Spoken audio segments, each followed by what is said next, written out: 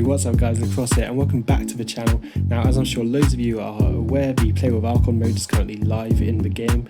As you can see on screen, I'm on 19 out of 20 wins that I need for the second Ark-On. I've got the first one in the bag, but the second one would obviously be nice.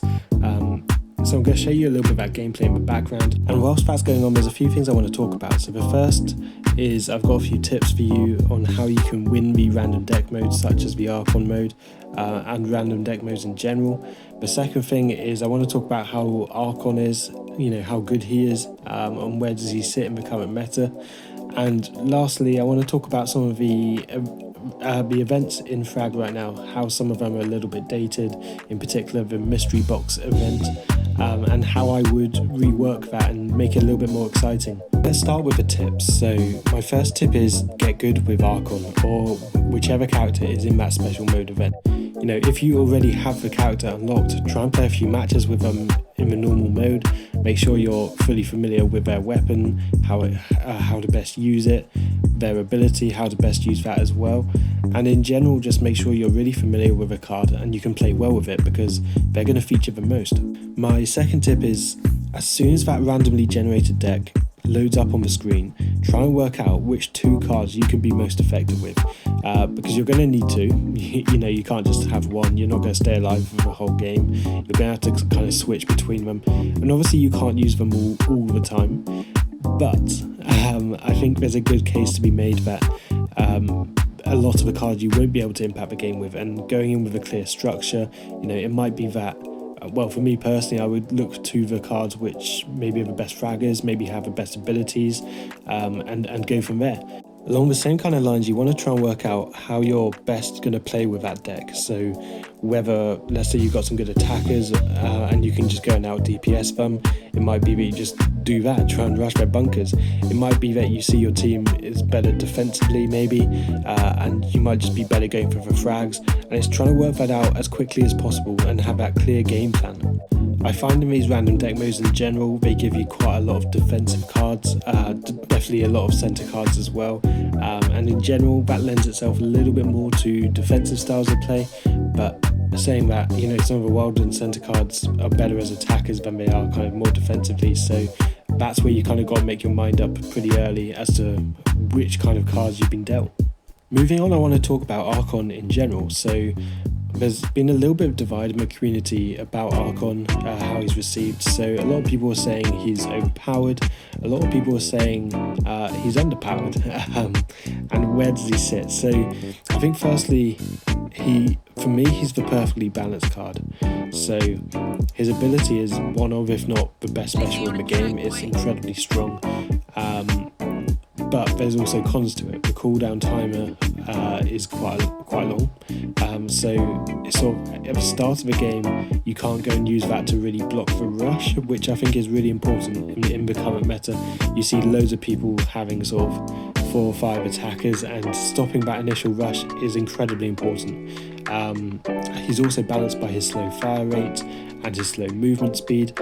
And when you consider that he's going to take a few deaths as well, you're not going to get the special win all of the time. It becomes a kind of thing where you're going to get maybe 3, 4 maybe maximum in per game, which isn't that much, so the rest of the time you're left with an okay card, but nothing like incredibly strong. And it's just whether those moments are enough to swing the game, because they could be, and they could be really important. But at the same time, is it worth what I would call the opportunity cost? Who else could you have in that team? And it's a real decision, I think. One thing I'd want to see is, could you combine it with maybe Crystal? Because Crystal also has a fairly similar ability. It's close to an instant kill, really. And then the combination of those two, it could be really impressive to play against. I haven't seen that yet. I wonder if we will. That'd be quite interesting. I might try it out myself. I definitely think we could see Ark-On being an incredible card if the meta changes a little bit. So for example, let's say we move away from the initial rush, that might become less important for whatever reason, and then I think Ark-On would really shine, because I see him personally as what I would call a transition card. He's incredibly useful at stopping counterattacks. He's incredibly useful with starting them as well, getting the first kill on the defender, letting your guys go through. And if the initial rush becomes less important to the all-round game, then he could be an incredibly useful card, and it'll be interesting to see how that develops.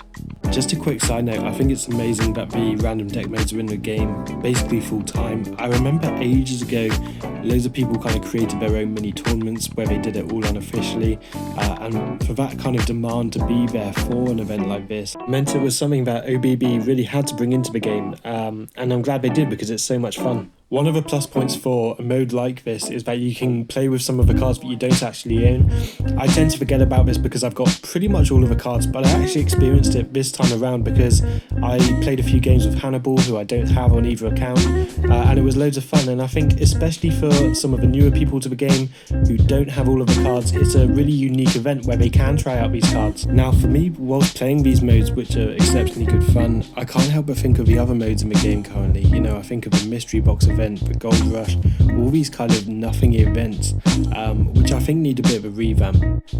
Especially the Mystery Box event, I've just had enough of it. It's been in the game for so long and it sucks. Let me know if you enjoyed the Mystery Box event. I can't imagine many people do though. The boxes impact the game way too much. The RNG is just crazy. You know, it could be that you get the box and you get absolutely nothing, or you could almost win the game based off that box, which is insane and it's too strong. Could it be changed in some way? So what if the boxes didn't have a negative impact on one team, but instead changed the game in some way for both players? So maybe it altered the map in some kind of way. For example, it could give both teams planks, maybe around their bunkers, but also to kind of run over. It could be that the double points phase of a game is removed or brought in early. Let's say it changed the map. So for example, on the original map, maybe the lower bit with the big health pack in the middle, maybe that got kind of overflowed, it got flooded, and you weren't able to use that for the rest of the game. It could be that the pit kind of iced over or whatever, something like that, just where it kind of alters the map for both players. That could be fun.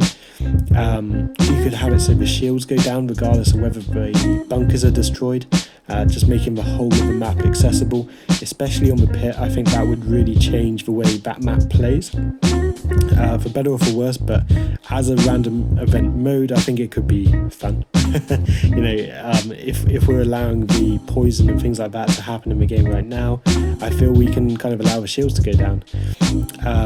But what I love at the moment actually is the bonus time, where both teams just get a little bit more time in the game. I think that's an interesting dynamic. Makes you play a little bit differently sometimes. Also, what if you limited it to one box per match? So whatever one of those kind of changes to the map it made, that was it.